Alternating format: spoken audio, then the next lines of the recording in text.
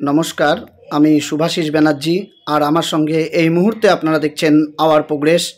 আজকে আমরা যে বিষয়টি আলোচনা করব সেটি হলো হিন্দু মৃত ব্যক্তির সম্পত্তি বন্টনের উত্তরাধিকারী যে নিয়ম, একজন মৃত ব্যক্তি মারা গেলে তার সম্পত্তি কিভাবে বণ্টিত হবে সেই নিয়মটা আমরা অনেকেই হয়তো জানি, তবে আপনাদের কাছে রিকোয়েস্ট আরেকবার নিয়মটি আপনারা দেখে নিলে আপনাদের সুবিধা হবে।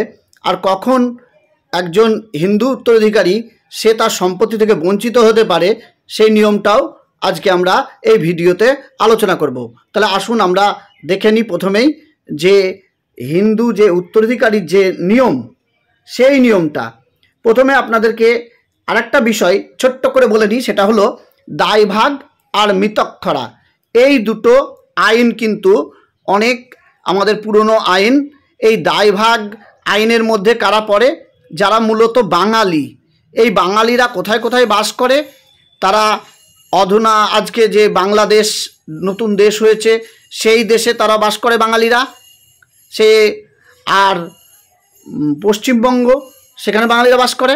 আসাম, সেখানে বাঙালিরা বাস করে। তাই এই যে জায়গাগুলোর নাম বললাম, সেই জায়গাগুলোতে দায়ভাগ আইনটা প্রযোজ্য। আর মিতক্ষরা আইন কাদের জন্য? যারা প্রধানত অবাঙালি, তাদের জন্য মিতক্ষরা আইনটি প্রযোজ্য। এবার এই দায়ভাগ অনুসারে উত্তরাধিকারীর কিছু সাধারণ নিয়ম রয়েছে।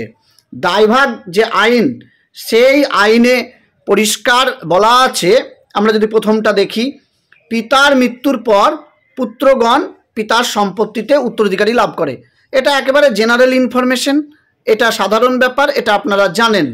2 নম্বর, পিতার মৃত্যুর পর পুত্রগণ যৌথ পরিবার গঠন করতে পারে। তারা একসাথেই থাকতে পারে পিতার মৃত্যুর পরও, কোনো অসুবিধা নেই। যৌথ পরিবারের কর্তা প্রয়োজনে সম্পত্তির কিছু অংশ ক্রয় বিক্রয়, বন্ধক বা অন্যভাবে হস্তান্তর করতে পারেন।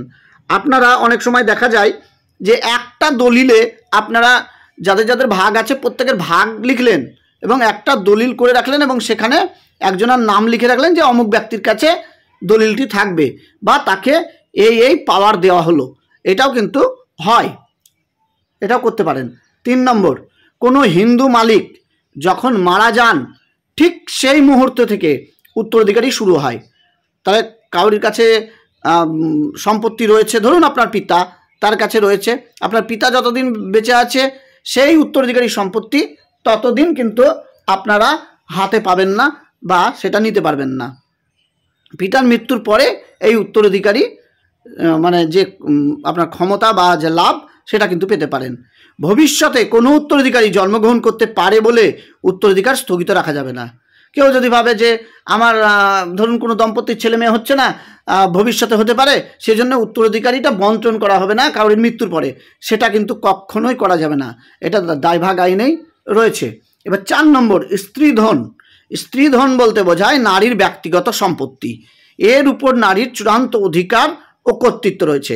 এখানে স্ত্রীধন নিশ্চয়ই আপনারা শুনেছেন, মৌর্য যুগে তখন ছিল।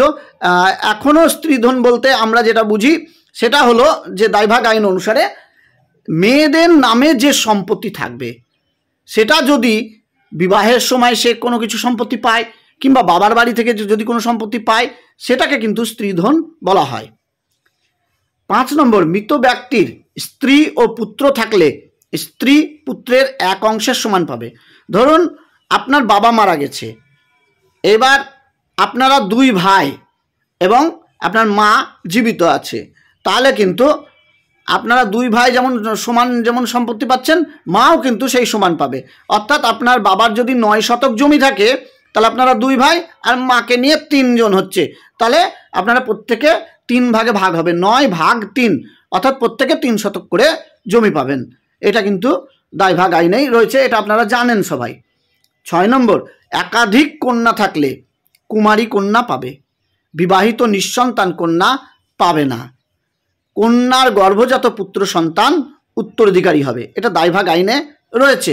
আপনার দেখা গেলো একাধিক কন্যা আছে, এই কন্যা যদি থাকে তার মধ্যে যদি কুমারী কন্যা হয় তাহলে সে পাচ্ছে, আর বিবাহিত নিঃসন্তান যিনি তিনি কিন্তু পাচ্ছেন না। কিন্তু এই আইনটা সংশোধন করে 2005 সালে সংশোধন করা হয়েছে, তাতে কিন্তু সে যে সন্তানই থাকুক না, সন্তান সন্তান, সে কন্যা হোক আর পুত্র হোক, আর সে বিবাহিত হোক বা অবিবাহিত হোক, সবাই কিন্তু সমান সম্পত্তির ভাগ পায়। 7 নম্বর, স্বামীর মৃত্যুর পর স্ত্রী জীবন সত্ত্ব ভোগ করেন, তা মৃত্যুর পর সেই সম্পত্তি পুত্রদের মধ্যে ভাগ হয়। অর্থাৎ আপনার বাবা মারা গেল, আপনার মা যে ভাগটা পেল সেটা কিন্তু জীবন সত্ত্ব ভোগ করছে, অর্থাৎ যতদিন বেঁচে থাকবে ততদিন ভোগ করবে, তারপরে তার মৃত্যু হয়ে যাওয়ার পর সেই সম্পত্তি কিন্তু যারা পুত্র রয়েছে তাদের মধ্যে ভাগ হয়ে যাবে। এটাও কিন্তু দায়ভাগ আইনে রয়েছে। 8 নম্বর, বন্টনের সময় কোনো অংশীদার মারা গেলে তা উত্তরাধিকারীগণ ওয়ারিশ হবে। দেখো বন্টনের সময় কোনো অংশীদার মারা গেছে, অর্থাৎ ধরুন বাবার আগে ছেলে মারা গেছে, এবার বাবার যখন মৃত্যু হলো তখন অলরেডি ছেলে তো আগেই মারা গেছে, তাহলে ছেলের যারা ছেলে রেখে গেছে, মানে ছেলে অর্থাৎ ছেলের বউ আছে, ছেলের ছেলে আছে, তারা কিন্তু সেই সম্পত্তির ভাগ অবশ্যই পাবে।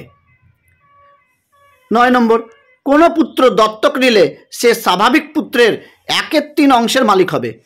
অর্থাৎ যদি দেখা যায় কোনো সহায়ক পুত্র 3 শতক জায়গা পাচ্ছে, তাহলে যদি দত্তক পুত্র থাকে তাহলে সে 1 শতক জায়গা পাবে, এটাই নিয়ম। 10 নম্বর, কন্যার পুত্র অর্থাৎ দহিত্রা মাথাপিছু হারে সম্পত্তি পাবে, এটা মাথাপিছু যেমন হয় তেমনই পাবে। এবার আমরা এটা দেখলাম উত্তরাধিকারী আইনটা কিভাবে বণ্টিত হচ্ছে মৃত ব্যক্তির সম্পত্তি। এইবার আমরা একটু দেখে নেব কখন আপনার এই উত্তরাধিকারী শেষ হয়ে যেতে পারে। তাহলে আমরা এটা দেখে নিই একবার। দেখুন আমরা এখানে দেখছি, সেটা আমাদের পর্দায় আপনারা পরিষ্কার দেখতে পাচ্ছেন। কখন উত্তরাধিকারী থেকে আপনি বঞ্চিত হতে পারেন। হিন্দু আইনে কিছু ক্ষেত্রে উত্তরাধিকারী এই অধিকার থেকে বঞ্চিত হতে পারেন, যথা 1 নম্বর যদি আমরা বলি, ধর্মচ্যুত হলে বা ধর্ম ত্যাগ করলে। ধরুন আজকে আমি হিন্দু আছি, কালকে আমি ইসলাম ধর্ম গ্রহণ করলাম, তাহলে কি হবে?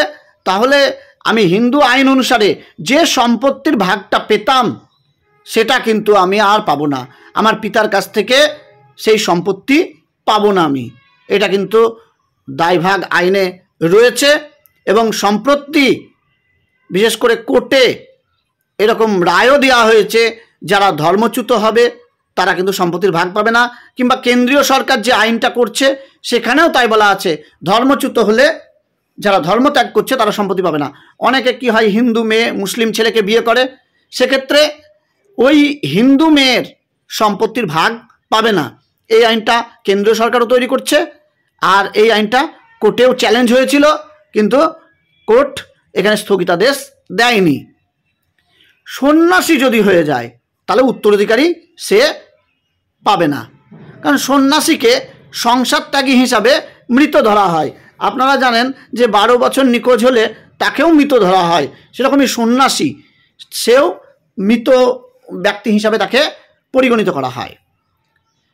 আর একটা হলো, অন্ধ যদি কেউ হয়, বধির যদি কেউ হয়, মুখ যদি কেউ হয়, অঙ্গহীন, পুরুষত্বহীন, বুদ্ধি প্রতিবন্ধী পুরুষ, প্রতিবন্ধী মহিলা যদি হয়, তাহলে হিন্দু আইনে উত্তরাধিকারী থেকে তারা বঞ্চিত।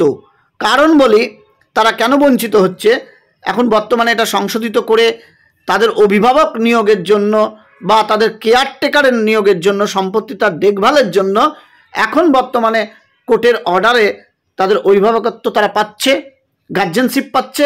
তাই সেই গার্জেনগুলো তাদের অভিভাবক হিসাবে, আইনগত অভিভাবক হিসাবে সেই সম্পত্তি দেখভাল করছে। কিন্তু আগের আইনে একবারেই তারা পেত না, তারা পুরোই বঞ্চিত হতো।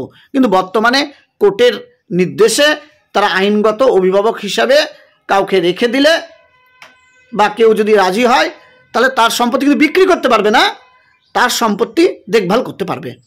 এমনকি দুরারোগ্য, কুষ্ঠ ব্যাধিগ্রস্ত ব্যক্তিগণ উত্তরাধিকারী হতে বঞ্চিত হন। দেখা গেল খুবই দুরারোগ্য ব্যাধি, সেই ব্যাধি সারবে না, তাহলে তাদেরকে উত্তরাধিকার থেকে বঞ্চিত করা হতো। আর একটা কি, স্বামী অসতী স্ত্রী রেখে মারা গেলে সেই অসতী স্ত্রী স্বামীর সম্পত্তি পাবে না।